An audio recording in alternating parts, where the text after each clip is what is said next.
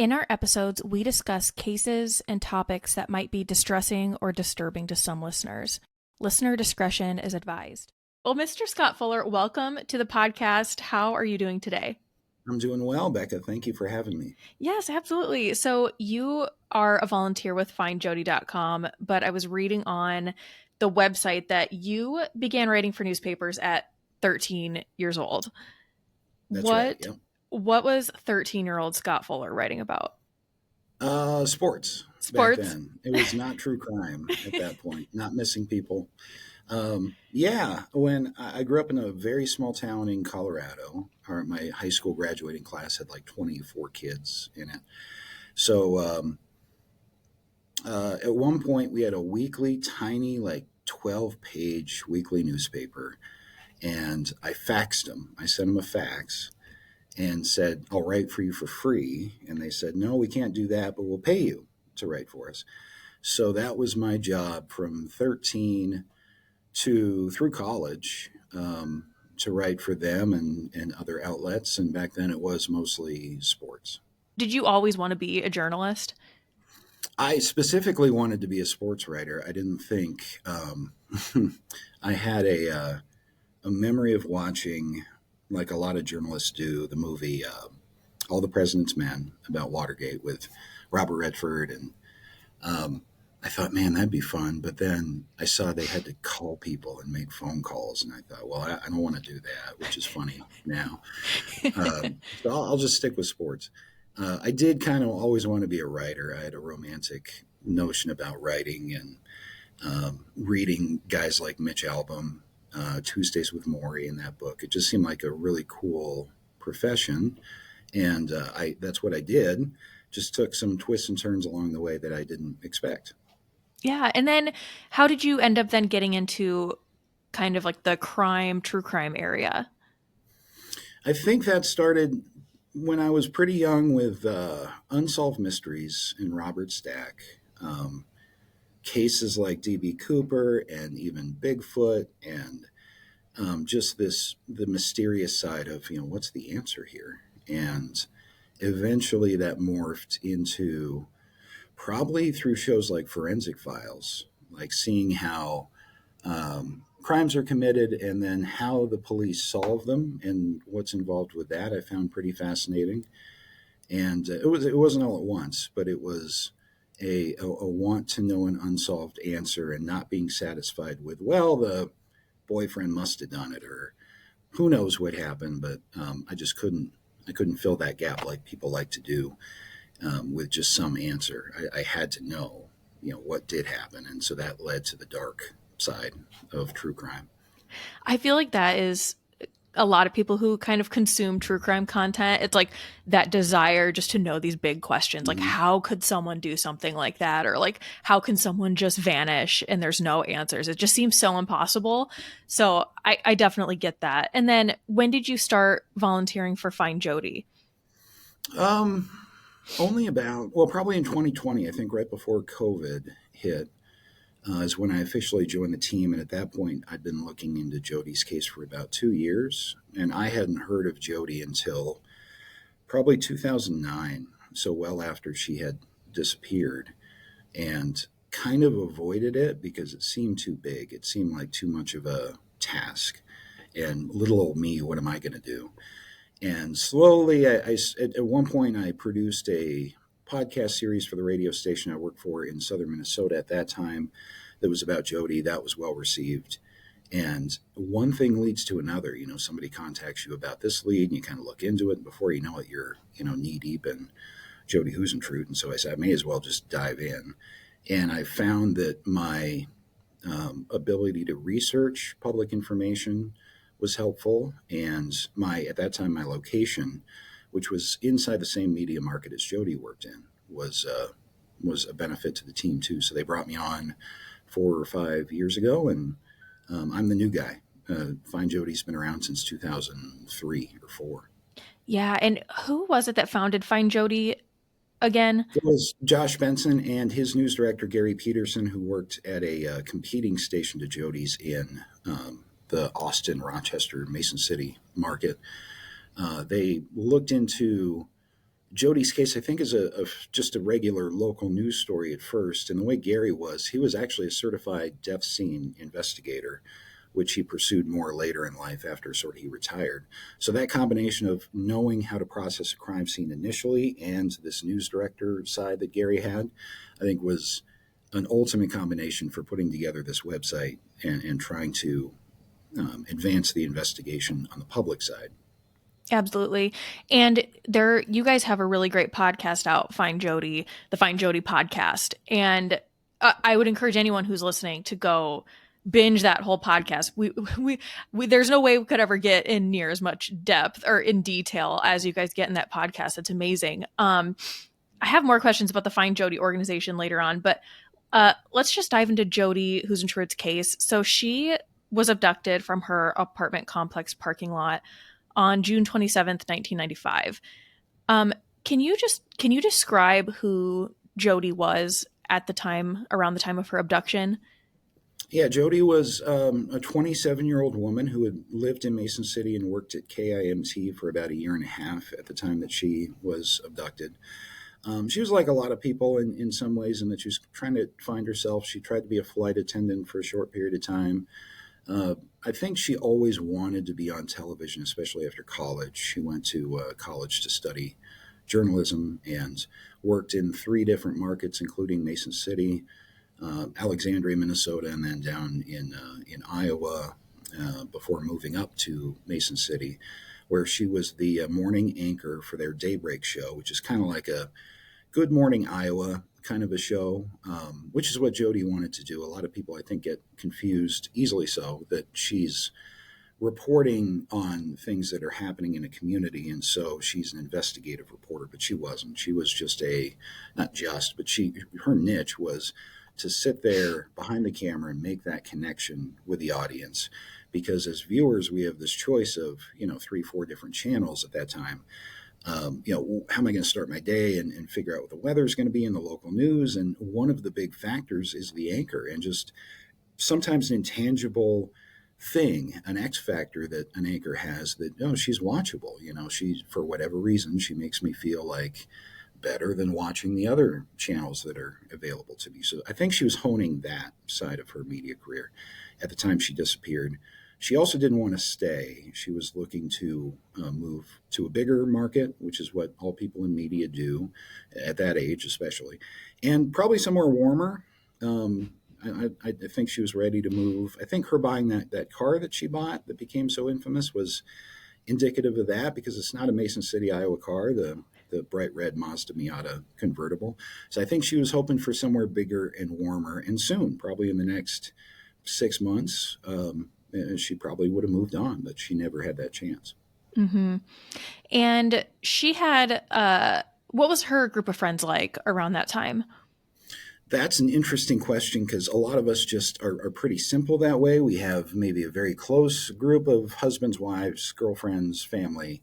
And then beyond that, there's a circle of friends that we have of varying degrees of closeness to us. Jodi had, I think, a lot of those different circles.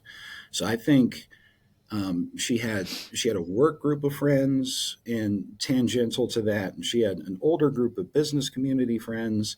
She probably had friends that we've never heard from. She was just a very popular, likable person. So when everybody sort of wants a piece of you, and Jodi, frankly, liked that attention, otherwise she wouldn't be doing what she was doing. She just collected people, I think, and she had all these disparate groups of friends everywhere that she went. And she also stayed in touch with old friends a lot better than most people do. She was writing letters, and so Jodi had people all over Minnesota. And by the time she disappeared, after only a year and a half in Mason City, she knew a lot of people there, and a lot of people knew her, which does not make her case any easier to look into now. Yeah, I bet. And so the morning of her abduction, can you kind of walk us through what we know about that morning before she was reported missing? That was a Tuesday. She had spent Monday at a charity golf tournament, a chamber golf tournament, which was kind of rained out. And so they spent the good part of Monday afternoon into the evening drinking and just socializing in the clubhouse.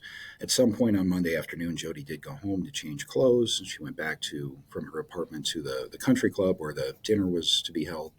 Had the dinner, um, was seen leaving at a specific time, and then the next morning at about 3:50, her producer Amy Coons called her to say, "Hey, you showing up for work or not?" Because at that point, Jodi was supposed to be there at least an hour before that.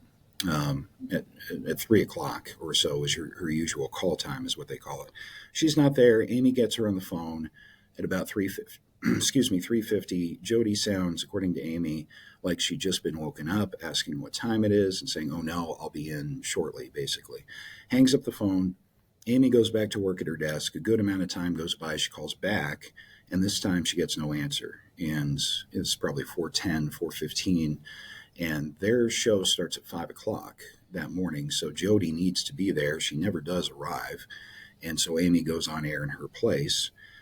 Following the broadcast, she has somebody at the station call MCPD, the Mason City Police Department. The first officer is there within just a couple of minutes of that call, shortly after 7 a.m., and they find signs of a struggle in the parking lot. Some of Jodi's belongings are strewn throughout the parking lot.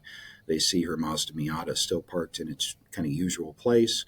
Not noticeable aside from her items, and the mirror on the driver's side of her Miata is bent backwards, which looks strange, but Jodi's nowhere in sight. And so really the whole mystery starts from that moment in that parking lot. So we know of Jodi last being heard of through Amy Coons at 3:50. We think she was attacked in the parking lot as she left in a hurry toward her car at about 4:15, maybe 4:13, and the police didn't arrive for a couple hours after that. So there was a window for whoever did whatever they did to Jodi to have some distance between them and that parking lot. And I think too, in listening to your guys' podcast, uh, that she had, maybe woken up late before, but she had never Mhm. just completely missed a day of work. There was no blood found at the scene, was Mhm. there? Correct. But there was a partial palm print. They found a partial palm print somewhere on Jodi's car. Um, that could or maybe isn't related to her abductor. It could be somebody touching the car in the parking lot. It could be, say, the day before, someone brings her golf clubs out to her car for her, kind of walking her to her car, sticks the clubs in the trunk, shuts the trunk, palm print. So it is physical forensic evidence, but it's not definitively linked necessarily to whoever took Jodi. If the palm print belonged to a certain person who could explain it away, that's one thing, but it would be big evidence if they were to, among the people that they've investigated for this crime, who have no business being in the parking lot that morning. If it's their palm print, maybe that's a different story. But um, as far as we're aware, and one single hair that was found somewhere in the parking lot, those are the only two pieces of physical evidence that we know of for sure in Jodi's case. Yeah, and that would be interesting because I could see, yeah, someone walking by, maybe just for some reason touching the car, or yeah, like you said, helping her with things in there. Same Mhm. with the hair. I mean, I feel like there's a lot of ways that could just be, someone's random hair flying by and whatever. But Yeah. yeah, Unfortunately, it's not, Jodi's blood mixed with a killer's. yeah. That's not here in this case. And what was the inside of her apartment like? It was a relatively small apartment, one bedroom. There's a bathroom, pretty small, typical single bedroom. It had a window and a balcony that overlooked the parking lot. Um, and that becomes significant because you can see Jodi's window not just from the parking lot in its entirety, but also from the street on Kentucky Avenue. So Jodi was running late that morning, which becomes interesting in the event of someone sitting there waiting for her. Had they stalked her for any period of time, they might know that her usual routine was 3 o'clock in the morning, 3:15 maybe. And if they'd been watching her, and on this morning it's now 3:50 when they see the light go on, or maybe 3:55, that that I think could factor into profiling sort of who would have done this, because if time isn't a factor, let's wait for a situation where Jodi is more on routine. The later you wait in the morning, the more risky it is. And it's just adding one more element of risk that you don't necessarily have to if you're not in a hurry. Gary Peterson, who's since passed away, but one of his big questions over the years was, why did it have to happen then, on that day, that even though Jodi is off schedule, assuming this person knew this, why does it have to be on that Tuesday? Which isn't obviously an unanswered question, but I think one we should probably always keep in mind in Jodi's case. Yeah, I thought that was really interesting. And you guys on your podcast, you had Julia from the Consult podcast on to Mm-hmm. kind of talk about it. And in my head, I always picture that, at least I personally think that it was someone that had to have been targeting her. I just can't in my head picture someone just happened to be in the parking lot at that time and just happened to, abduct her. I don't know. But yeah, I think it's significant that if it was something that was planned and targeted, that they decided to sit and wait. And you wonder, like, what was their cutoff point where they were like, okay, this is too risky for me to carry through with this. I just think that's really interesting. I don't know. The inside of her apartment too, there was what was it? There was 2 wine glasses that were out. Mm-hmm. Is that correct? And then, Yep. and I don't know if there's, I've heard people maybe theorize that maybe she just had a glass of wine one night, glass of wine and then another night. Was there anything that you thought was significant about that?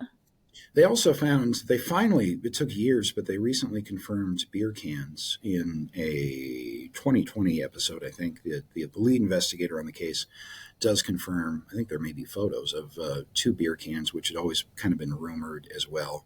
But yeah, it would appear, it had the appearance of you had someone over kind of late the night before and you didn't want to deal with it until the morning kind of thing. But that's not definitive necessarily. There's no way to know who drank from what on what day. So, yeah, it's again one thing to keep in mind, that was there ever on that night someone inside the apartment that might have had something to do with Jodi's disappearance? People point to the toilet seat that was found in the up position, according to police. We talked extensively, probably more than you ever imagined you'd hear about a toilet seat in one of the podcast episodes, about all the possibilities for that. It could be a visitor. It could be Jodi had cleaned the toilet. It could be she'd been sick. It could be MCPD used the facilities as they were processing the scene, which sounds crazy, but does happen sometimes. So all of this, I think you always have to keep things in mind in Jodi's case all at once, but you get in trouble if you take one of these little factoids in her case and say, this is true, this is gospel, and I'm going with this. That's where people come up with theories that they just don't move themselves from. And we have to avoid that. But yeah, there are all these possible inclusions of information or evidence in Jodi's case that might be the answer or have something to do with it. They could be totally coincidental too. Yeah.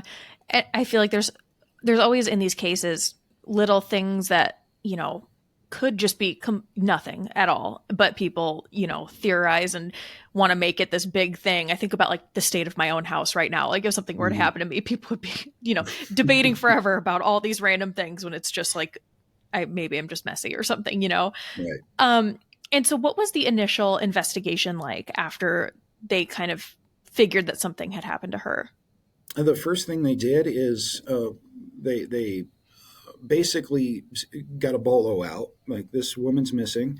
There was not a presumption right away that anything bad necessarily had happened to her, except for the sign of a struggle in the parking lot. If she's disappearing on her own, she's probably not going to strew all her items over the parking lot. So that was strange. So yeah, something's up, but we have no indication that any harm has come to her necessarily yet.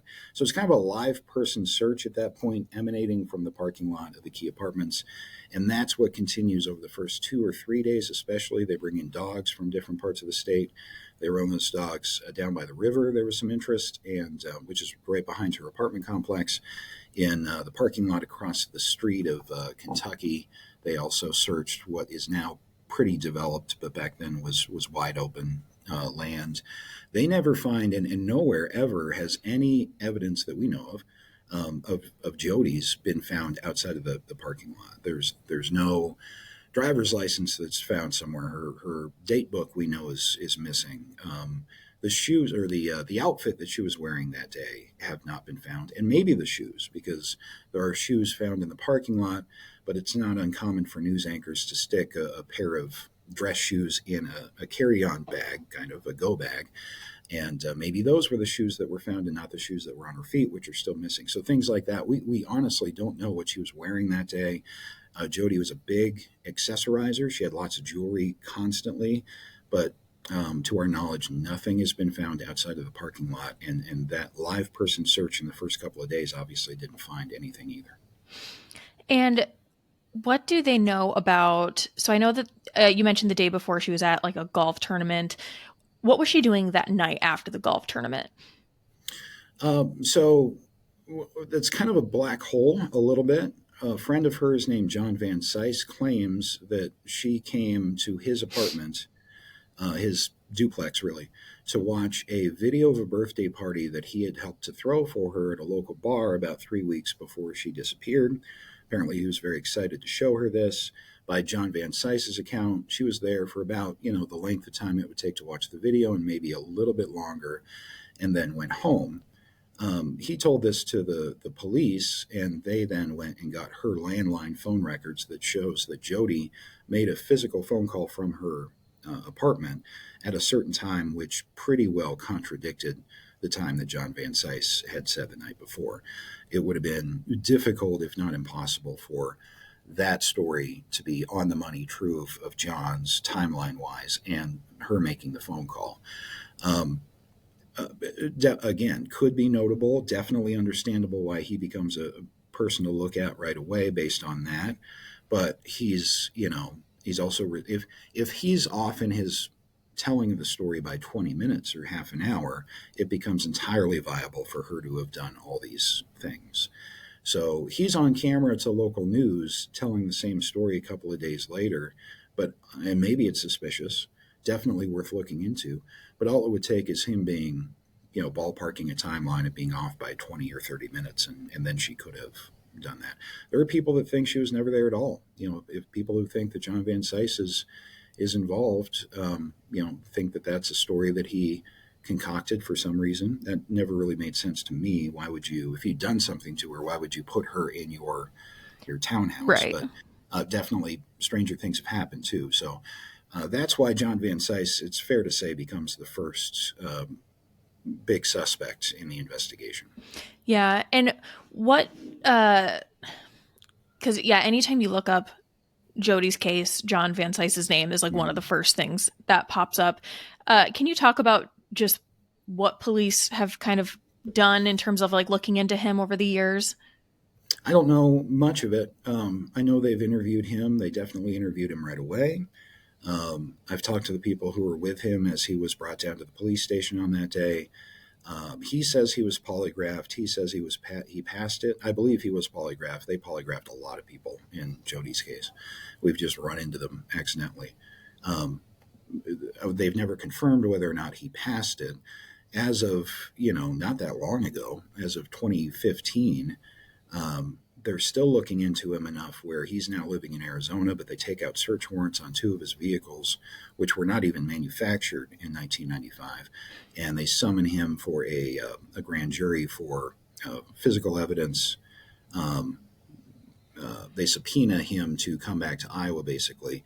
And the theory is that they thought that while he was giving his hair and his DNA, he might take his new vehicle to a place that was relevant to something that might have happened to Jodi, if that makes sense.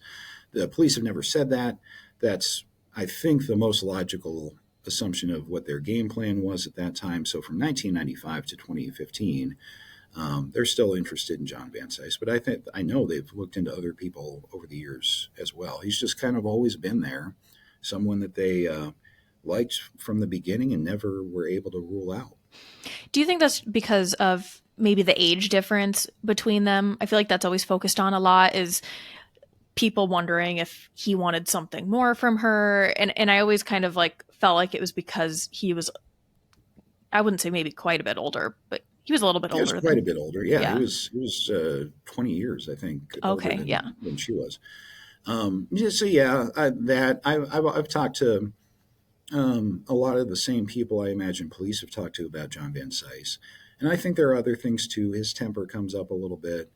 Um, Possessiveness comes up a little bit. Jodi and he were never in a relationship that we know of. They may have discussed it, or it may have been proposed by one or the other. Maybe John approached her about it, and maybe she said no. That's all speculation. So I think there's enough there to look where you usually look, which is people who have that romantic connection with the victim. 99% of the time, basically that's where you look. So that's understandable, I think. And if you're never able to definitively rule him out, and if you have witnesses who are saying, not to the crime, but witnesses to their relationship who, in hindsight of something bad happening to Jodi, might be picking out some of the worst attributes and worst interactions they ever had, I understand why you still continue to look at him. Yeah. Do you know if Jodi was seeing anyone at that time? I was under the impression she had not really, or it wasn't known for sure if she had been dating anybody. I just happened to see, uh I don't know how reputable this article is, but it was just published on the 16th, November 16th, and a private investigator had said, he says that jealousy over a newly discovered secret relationship may have led to her disappearance. Sounds not legit to me, but I don't know what you know about that. I mean, it could be. Yeah, Yeah.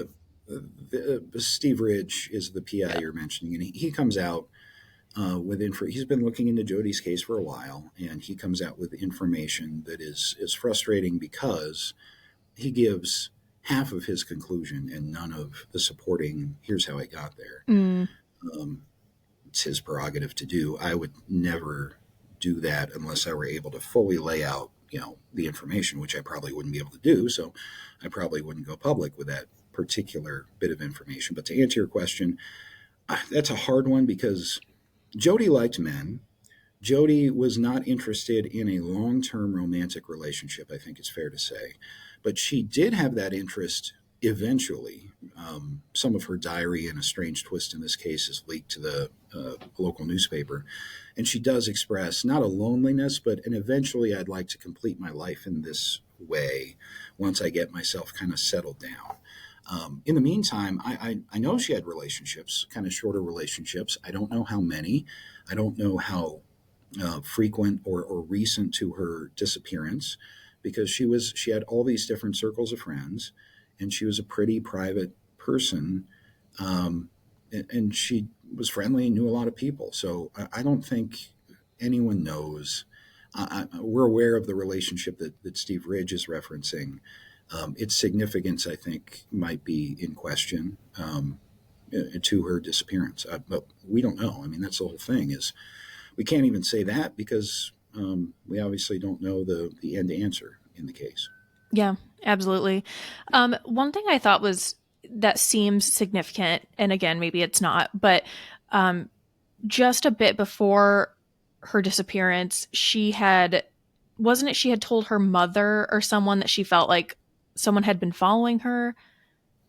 She did tell, yeah, Joanne, her sister, one of her sisters, later tells the story that she had expressed to the family that she felt a little bit uncomfortable, but I think she expressed that to others more because I don't think she wanted to worry necessarily her family who was living in a different state.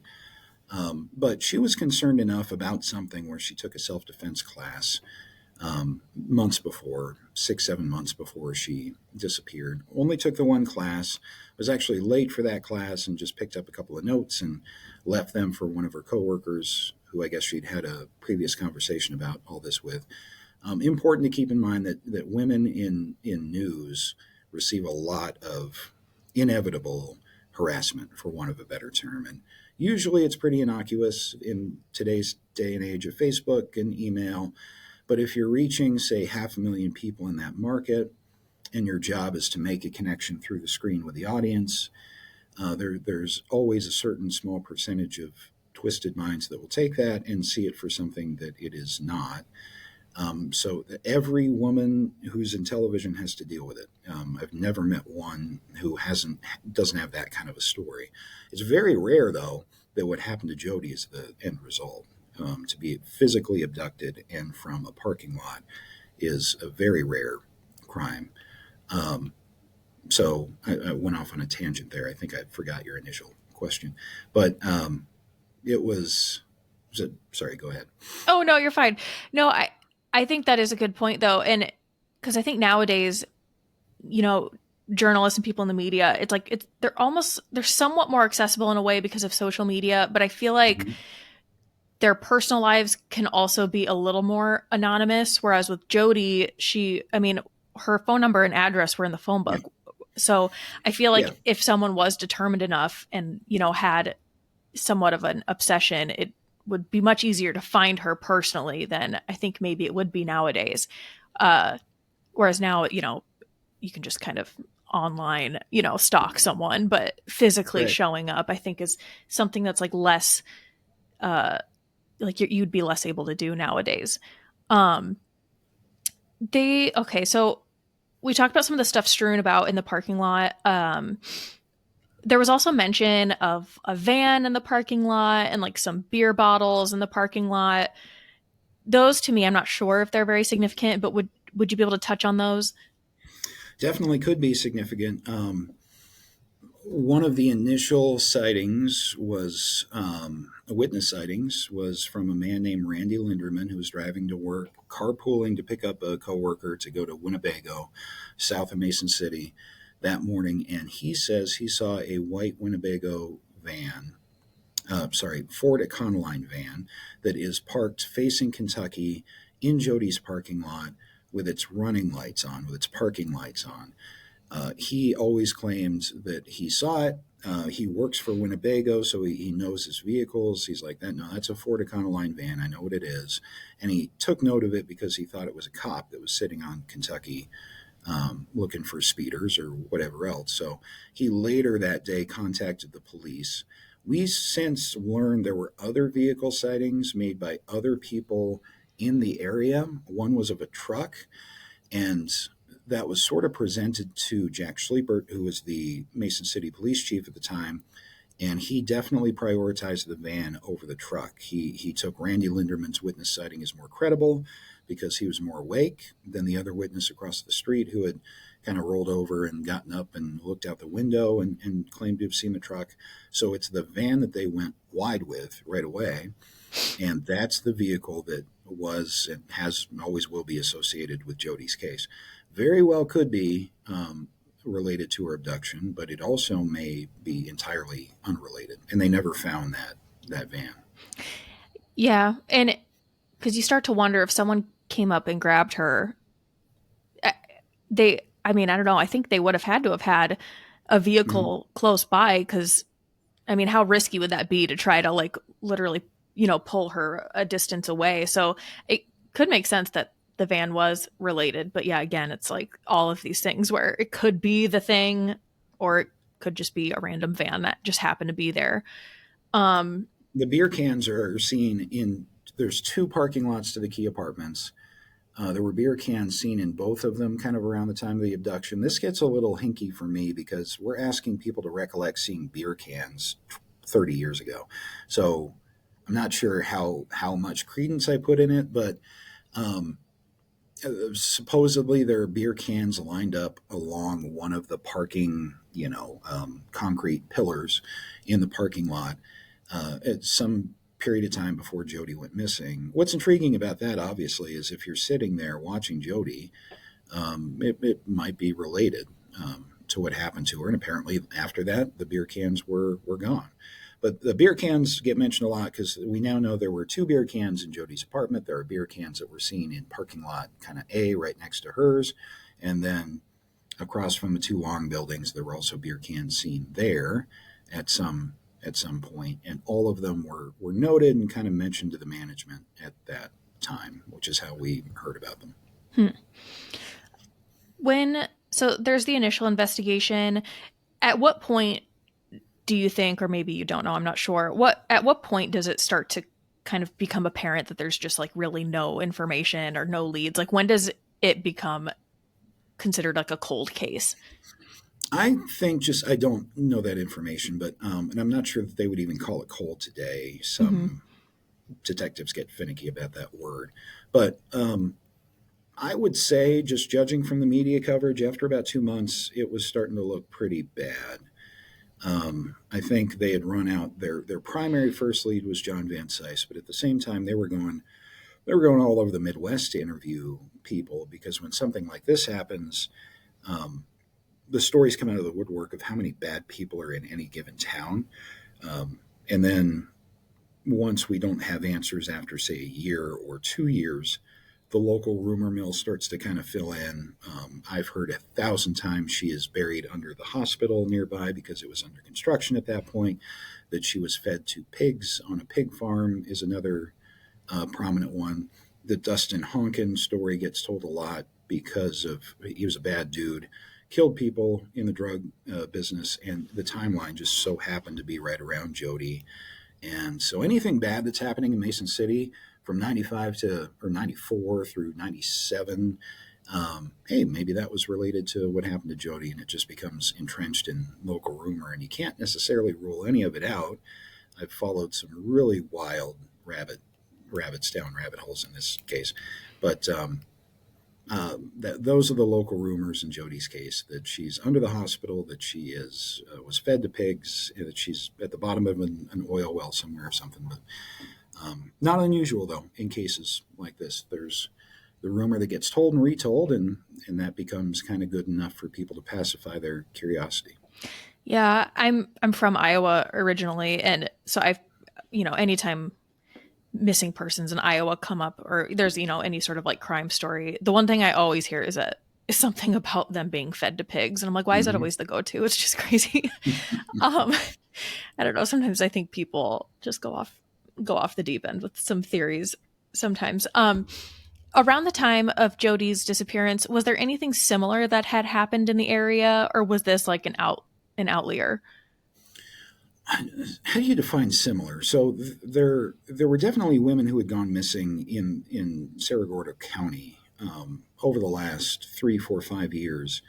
But how do you match anyone to Jodi's profile? Because I think you have to factor in that she was on television. I think it widens the suspect pool. So if her vocation is part of her profile, then no.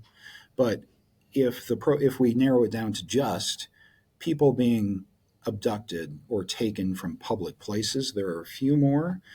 There's actually a woman uh, weeks after who is abducted from the parking lot of a Mason City bar by two men who were eventually arrested for it, turned on each other, and went to prison. So yeah, you could say parking lot, public place, time of the day. That's similar. Do you include who Jodi was? Does her being in television in her victimology, is that relevant? And if it is, then I don't think any other similar cases help. But um, I know statistically the odds of this just being this man committed this one crime, that's all he ever did, I think that's unlikely too. So over the years, we found some interesting escalations of certain people that we've looked into, from window peeping, something along those lines, which I think is more kind of elevative to abducting somebody. But there are no similar. Unfortunately, there's no person who stole a news anchor from Des Moines 2 weeks later who was caught. There's nothing like that. Wow. Um, Aside from John Van Cise, what were some of the other major, maybe, people that they were looking into? Or do they not? I guess maybe they don't name them publicly. I never like to, but Yeah. this case is different. They're all out there anyway. The police ruled out Tony Jackson, who was a serial rapist in Minnesota, who it turned out was living in Mason City at the time that Jodi went missing. Um, and Caroline Lowe, who's on our team, worked for a TV station in the metro in Minneapolis and St. Paul, and did a lot of work on that. So much, I think, that they had to take it seriously when it was reported on. And they went down to a silo in Tiffin, Iowa, and found some evidence of something that they later determined to be not human DNA material. And they looked into, as best they could, the mileage that was put on a car that he had access to. They eventually ruled him out, and I think he may be the only suspect that was formally publicly ruled out in Jodi's case. Team members had questions about him to this day, just like we do everybody. Thomas Corskadden is someone who was a sex offender in Austin who was looked at, we know, publicly for the crime. There have been dozens and dozens of people that were looked at by the police that we've just never heard about publicly. There would have to have been, because we've looked at hundreds of names over the years. So I would imagine that a lot of people were looked at. But at the end of the day, they have to be there. And it's really hard to put someone in that parking lot before widespread cell phone use, before this closed circuit world that we live in now, where there's a camera on every street corner and every doorbell. And this person had a 2.5, 3 hour head start. So putting whoever it is in Mason City isn't good enough, because we've got dozens of those. It's, what's their connection to Jodi, and how could they be in the parking lot on that morning? That's tough. Yeah. So just recently on November 1st, Caroline Lowe had posted on the FindJodi website about one of the more recent updates in the case. Can you talk about that? That was like a search of a property in Minnesota. Yeah, we got, this is all very recent. About a month ago, I want to say, maybe more, we got an anonymous email, and all the email was a link to a newspaper article to the local paper there in Winstead, Minnesota. And it didn't mention Jodi. It said that local police are assisting an Iowa agency in a case, and that's all it said. So we have extensive files of research and information that we've collected over the years. And I ran it through, all I did was run Winstead through our system. And we have one lead, sort of one investigative avenue, and one only from over the years, which I won't necessarily go into here. But it was enough for me to call down to the Mason City Police Department, the investigator there, and say, not sure if you're aware of this, but we have Winstead, we have this connection. Not sure if you guys do or not. Investigator at that time was on vacation. By the time he'd gotten back to me, we had confirmed through the local chief in Winstead that this was a Jodi Huisentruit related investigation, a long way away in central Minnesota. So that's the initial story that we posted, that this was Jodi related, once we got it confirmed. And then they have since followed up and said whatever they were looking for, basically nothing was found except for animal bones, which is not unusual in that area. And that's, to my knowledge, as far as it's gone. I do not know specifically what new information would have brought them. We obviously know what old information we had, but what made it so important for them to start digging in a certain place? What were they looking for? Did they find anything related to Jodi that made them, there are items missing that aren't necessarily Jodi's remains. So all of that, I don't know. But it was interesting that they were looking that far away, and it was specific for Jodi. Yeah, definitely. What is your guys' relationship like with law enforcement? I mean, I imagine with these cases, they can't really reveal a whole lot, but do you guys are you able to collaborate a lot, or is there not really a whole lot of communication? No, collaborate's not the word. It's one way. It's us providing them information. I've done several of these, and everyone's different. Every agency and every investigator is different. Some will sit there with you, grab the file, open it, and have a conversation. And that's not the way MCPD has ever, recently treated Jodi's case. But if I find something that I can only take so far, I will give it to MCPD, and it's a one-way street. That's where it's at lately. But I'm fine with that, because I'm not going to solve the case. I'm certainly not going to prosecute the case. That has to be done the right way. So if anything that I find, or if anybody I talk to gives me information that I think is going to help, then I pass it on. And over the years, I have given them stuff that they didn't have. And that's just has to be good enough, that's fine with me. There's plenty of stuff that we've given to police and that we've uncovered that we've never published, and that's Yeah. kind of just the way that we operate. And I think that's good too. I think a lot of people who dive into these cases just to like consume the content get frustrated because there's not all these Mhm. updates being released and they don't have all the information. And I don't think people realize like how harmful that can be and how, a lot of, because I mean, there's like a strategy, I think, with police departments and investigators on what information they'll release. And you think of other cases that get big, and this isn't, an equal comparison, but you think of like the John Benet Ramsey case. It's like so much has been released, and that case has gotten Mhm. so big that you wonder, even if they were to find someone connected with her murder, like how has like the evolution of the media and how big that case has gotten, like how does that impact the ability to prosecute someone? I just can imagine it makes it extremely difficult. So I think sometimes people forget that like it's not, these cases aren't just for consumption for entertainment purposes. Like Right. you're not going to get all the information out there. Um, has there Okay, so there was that recent update with the tip in Minnesota. Have there been many updates like that over the years? There definitely have been over the years. Not recently, though. It's been pretty quiet over the last 2, 3 years. We get tips, and the good tips are attached to information that we can at least start to look into. But a lot of tips are just, I've always heard that she is here, and it's not a specific place. Or, we encourage everyone to give us all the information that they can, because you never know what we have or what police have that is the missing piece of the puzzle. But it's tough to get specifics when you're talking about 30 years ago using public information. The police can do a little bit better with vehicles and things like that, but it's been really slow. And a site search that is Jodi specific, this would be the first in several years. Yeah. Hmm.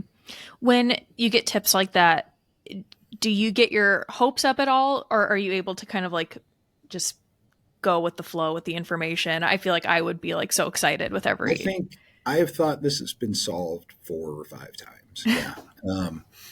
And this most recent one in Winstead was another. It just felt, I've since come around to thinking it's probably not going to be the answer, but at first it was, in a reverse way, it kind of made a bunch of sense. Like, of course, that's why no one's found her, is because she's been so far away for this entire time in this specific location where it does make physical sense that it would be difficult to find her remains there. And it goes back to something that is already in our files, which I've always thought that we do have the name in our files. It's just proving it and finding that last connection. And the police said it was Jodi specific. That was, I think, a big statement for them to make. Um, but that's about as excited as I got, and then it just exploded. I couldn't believe the media coverage that got, and I almost wanted to say, "Wait a minute, this is what we know, and that's all we know." Mm-hmm. And that's it. Like, you guys are taking this way too far. But who knows? I know that angle of the investigation is still ongoing. They're interviewing people around that, and they're who knows what they found or didn't find. But yeah, no, I do. I get pretty excited about, this has got to be it. This is, but so far it hasn't been. And you just, I've been hearing on the news lately, I feel like the last couple of years there have been so many cold cases like from so long ago that are starting to be solved, and more information is coming out, so it seems so promising that like one of these days we just have to get answers. And so I can't imagine, especially with you and the other FindJodi members that have dedicated so much time to it, like how Hmm. you deal with these new, updates coming out. And I feel like I would get my hopes up over everything, and then it would just be so disappointing if it doesn't come to be. But moving on to the FindJodi organization, so what are the main goals of FindJodi? Just to keep her name out there, just Mm-hmm. to advocate for the fact that she's still missing. Yeah. We have some skills in, again, researching and interviewing, and we're all journalists by trade, so we can apply those to try to get more information than we would normally. But um, beyond that, like I said, we're wanting to. I would love nothing more than for somebody else to step forward and say, "Here's the answer," And if FindJodi doesn't get the credit for it, and if I never have to be on TV again from this case, I'd be more than okay with that. Um, we just want to be kind of like the symbolic billboard that's an actual billboard in Mason City. That's what we want to be, as a lighthouse for Jodi's case, saying, hey, world keeps spinning, but she's still missing. Mm-hmm. Absolutely. How many people right now volunteer with FindJodi? So we recently lost one of our team members. J.L. Barrio passed away just a couple of weeks ago. And so it is myself and Josh Benson, who's a news anchor in Florida, his wife, and Caroline Lowe is out in California. I've since moved a couple of years ago to Wyoming. So we're all over the country collaborating, but especially in the recent couple of months, we'll email and text every day. And I try to set aside an hour or so a day to, if I have something to look into Jodi wise, to look into it and try to cap myself, because once I start, I have a hard time stopping. But yeah, it's when something comes in, we're here to receive it and look into it as much as we can and help out as much as we can. Not trying to get in the way of the formal investigation, but to sometimes in a happy way and sometimes maybe in an annoying way. It's like, hey, Jodi's still missing. What's going on? That's kind of our function. Yeah, definitely. And yeah, I mean, I think even just keeping these cases out there is so important because, I mean, if people stop talking about it, of course, everyone's going to, just move on. And you never know Mm-hmm. who out there might have that one bit of information or hear something so I think that's so important. What, this might be kind of like a boring logistical question, but how do you guys like divide the work? Do you guys have like one certain, certain areas you focus on, or is it kind of like leads come in and then you just like divvy out who does it? Yeah, kind of that. Leads will come in, and the first to claim it kind of gets to, just so we're not doubling up on work and we're not crossing over efforts and confusing people. If one comes in that I think I have a good shot at for whatever reason, I'll say I got this one. Caroline will do the same thing. We also, one of my favorite things to do is to just kind of go back through the files to maybe a random place and fish back, suss out that lead again, even if I've done it before, because I've gotten better at it over the years. So maybe I'll approach something different. And maybe I'll see something different because the day I looked at it the first time, I was distracted by my children running around the house or something. Going back through old stuff, I think, is pretty productive to when we have nothing new to look into. Because otherwise, I found that just time goes by. If I don't pick up the file, 3 months has gone by and I've done no Jodi research. And I don't know if me, anyone else on the team, or anyone else in the world is going to be able to solve this case or find that missing piece. But I do know it's not going to happen if no one's trying to. Yeah, absolutely. And you all like volunteer. This is all like on a Yep. volunteer basis, correct? Yeah, we're a nonprofit. We've never been compensated for any work that we do for FindJodi. As a matter of fact, we're due for a fundraising push for the billboards and things like that, because that, I think, is important to keep up in Mason City. One of the things that Julia Callie said that you referenced when she was with us is she thinks, if she had to guess, as a former FBI profiler, she thinks that the guy's still there and has been there the whole time, which is possible. And if nothing else, Jodi should be present in Mason City to say, I'm still missing and you did this to me, is kind of the attitude I have about it. I think it doesn't hurt anything to have the billboard there, and that's where most of our funds from fundraising have gone to over the last couple of years, is to keep at least one of those billboards up in Mason City. I definitely think that what Julie had said was something that stuck with me. And I don't know if this is maybe dependent on certain offenders' personalities, but I know I've read that some, recommend keeping stuff like this out in the news because, I mean, you never know how that person changes over the years. Maybe Mm-hmm. at some point they, can't live with the weight of what they've done and maybe they come forward, or maybe they, start to feel it. They see her out in the news and maybe they tell someone or let something slip. So I think it's really important, not only for generating tips and just keeping her name out there, but if this person's still out there, which like she said, I mean, um, age wise, you'd think, he probably still is. Well, if he was Uh, Jodi's age, he would be late 50s. So, yeah, yeah. definitely could be. So you said that was going to be one of my other questions. Was I know that on your website you guys accept donations and everything, and so that money goes towards the billboards to Hmm. kind of keep her name out there.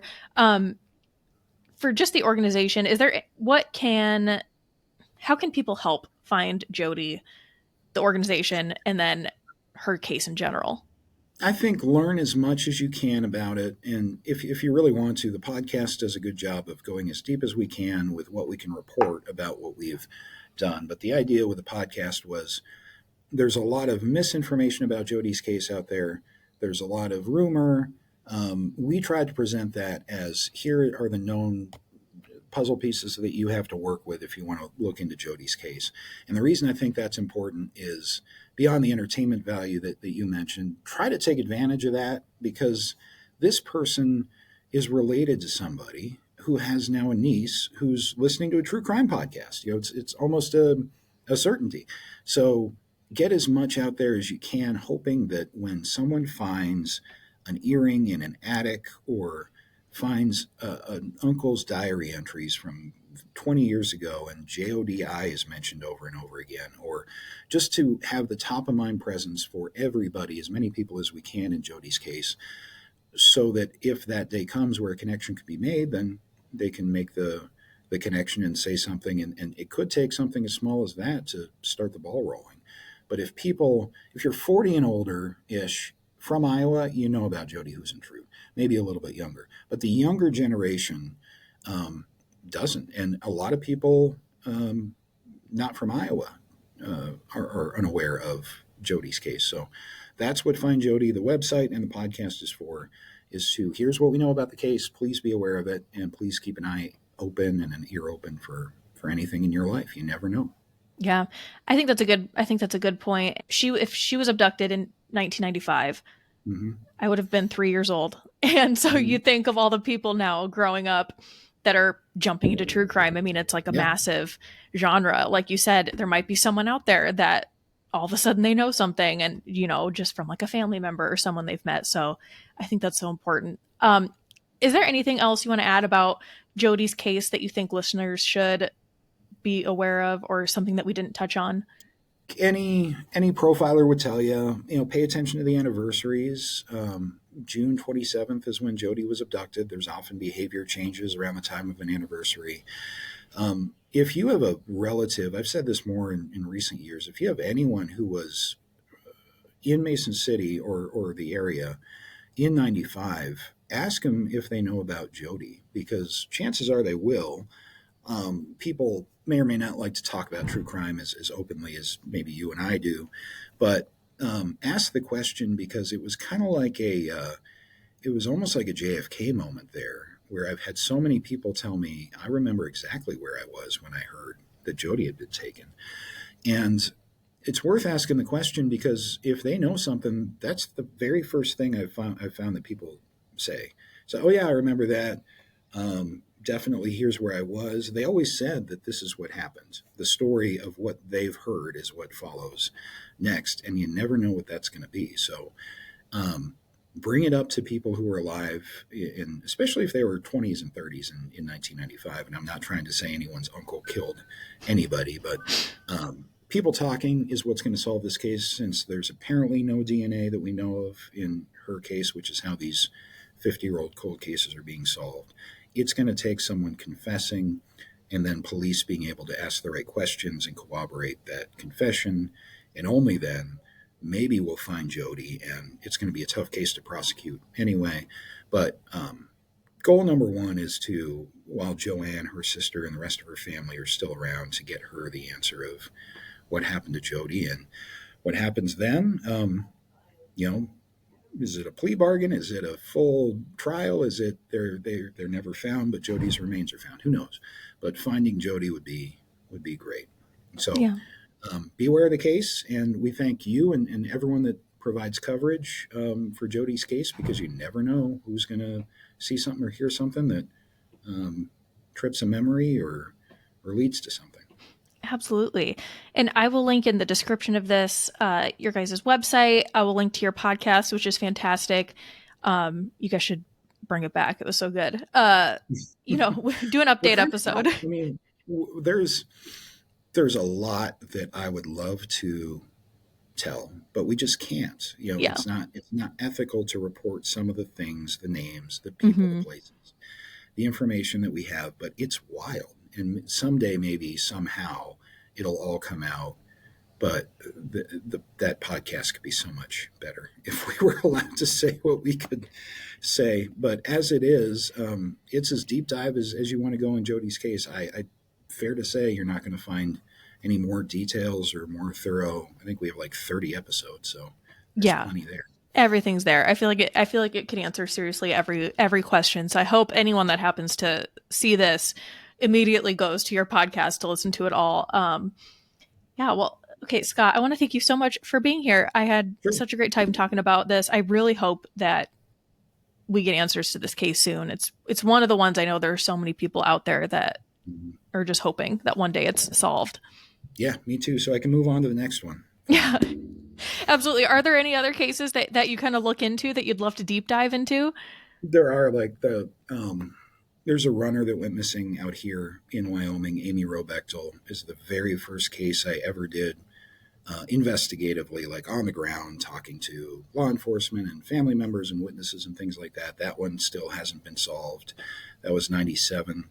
But that's what got me started with a podcast called Frozen Truth. I did Amy's case and a few others, including Jodi's, and that led to my involvement in FindJodi. But those are kind of my two big ones, just because I've talked to the cops, I've talked to the family, I've become invested in that way. They're both kind of equally mysterious in different ways. But yeah, there are a couple others, and I'm not sure how I'd feel when Jodi's case is solved. Some of it would be, all right, what do I do now? Mission accomplished. But when that day comes, I'm sure, as long as I can help do something for somebody somewhere, I'll keep doing it.